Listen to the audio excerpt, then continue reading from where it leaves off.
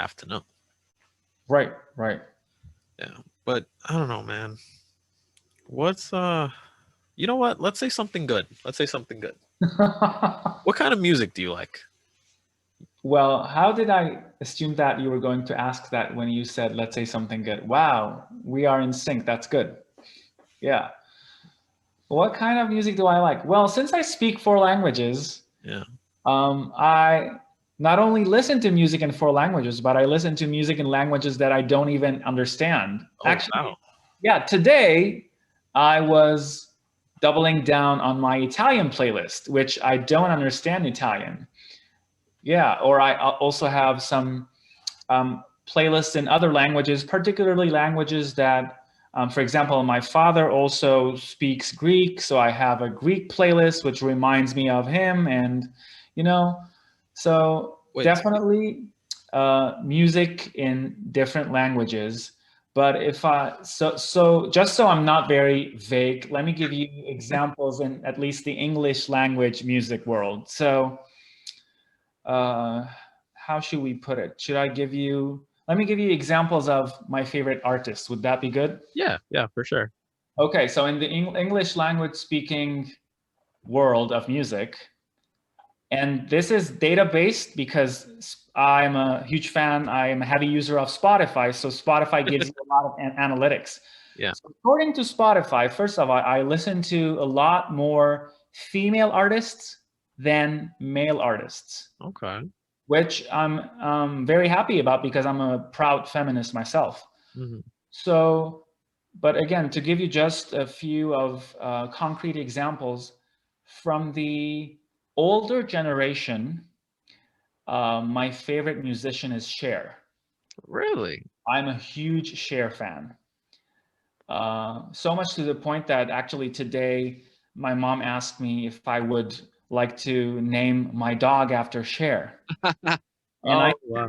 that's a good suggestion. Let me think about it, but I digress. So, and then from the newer generation, I'm a huge fan of Christina Aguilera. I really love her vocals. She's an absolutely amazing vocalist, and none of the other newcomers can compare to her. Now, and let me also give you a couple of male musicians I really like. I like Michael Bublé and Seal. Seal with the face. Yes, with the face. I've been fortunate enough to experience him perform live, and it was mind blowing. Oh wow. He embodies the uh, characteristics of a full, well rounded musician. Oh wow. Yeah. I hope I gave you an idea of the type of music that I like Yeah. from artists. Do you consider it like traditionally pop? Traditionally pop, yes. Now, also particularly, what do you call that? Traditional pop? Is that even like a correct term? So Yeah. like Michael Bublé would be considered pop standard or traditional pop. Yeah. But I also really like, and again, courtesy of Spotify, because according to Spotify, these past few years, I was listening not only to regular pop, but specifically to dance pop. Huh. Like So the kind of pop they play at the club? correct, yes, the kind of pop that would play at the club. And I think there is a trend of artists migrating from regular pop to dance pop because what we saw, and because I'm in marketing, I pay attention to these trends. What we saw happen this past year in 2020 is that mainstream artists, and I can give you examples, mainstream artists who were not dance pop artists, who were just regular pop artists, Mhm. released dance pop records. So to be specific, we had Lady Gaga, Mhm. Dua Lipa, and Kylie Minogue. They all three released dance pop records. So Wow. this is also a trend which, as a marketing PhD, if I'm doing any consulting, I would ask my clients to capitalize on this trend. Wow. I did not know that. I mean, I haven't been listening to too much music, Okay. modern music. Like I'm very stuck. between 1995 and 2007. Like very Okay. hard bookends right there. Well, to be fair, 1995 to maybe 2000, almost the same, 2007 would be probably my favorite era of music. Yeah. Well, aren't you like 30? Well, should we disclose that? I mean, you could say like kinda. Well, you Oh, already read like the years of my graduation, so it's no joke, like the cat's out of the bag. So yeah, but what's the question? no, I was just gonna say we're about the same age, right? Uh-huh. So that would make sense. Oh, I see. Okay. That would make sense. And that the 90s were, particularly the mid to late 90s. Again, I'm very interested because the marketing force behind changes even in the entertainment industry are humongous, right?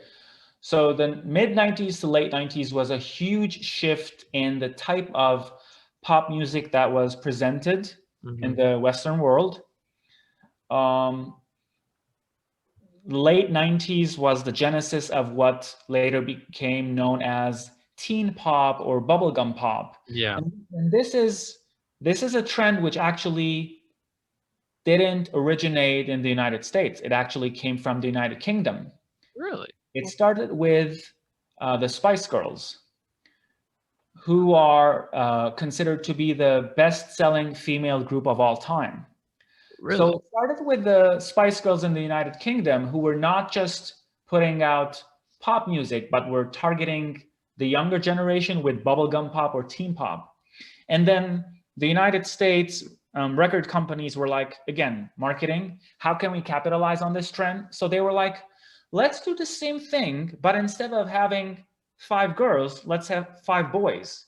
And so they sent boy bands to Europe, Sweden particularly, to record Spice Girls-esque tracks and then market them in the United States. And this is where we got the Backstreet Boys. This is when we got NSYNC. Wow. And then they said, okay, so now how about we do the same, but instead of having 5 boys, what about if we have 1 girl? Because we also want to tap into younger girls. And this was the genesis of Britney Spears. And then Disney came in. Disney was like, we have this great singer who's singing Disney songs. What about we transform her into a copycat of Britney Spears so we can also make money? And that's when Christina Aguilera happened. Oh, really? And then came even other similar pop stars such as Jessica Simpson, Mandy Moore. They were all following the same formula. And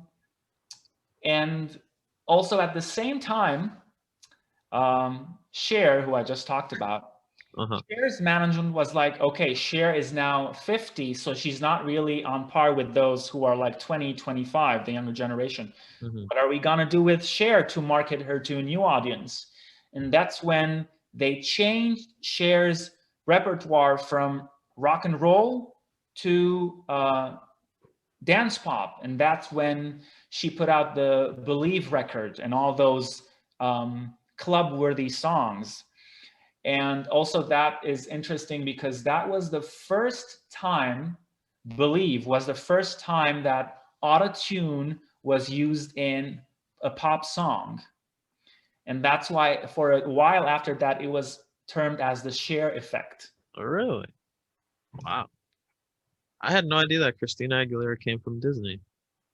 Yeah, so she actually started with Disney because she sang the song for Mulan.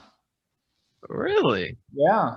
So the animated feature Mulan, she sang the song from Mulan. This is before she became like a mainstream pop singer, just like Britney Spears, just like NSYNC and Backstreet Boys, etc. Wow, that is so interesting to be able to see it like that. Yeah, one of my lifelong goals is to put these into words, let's see what happens.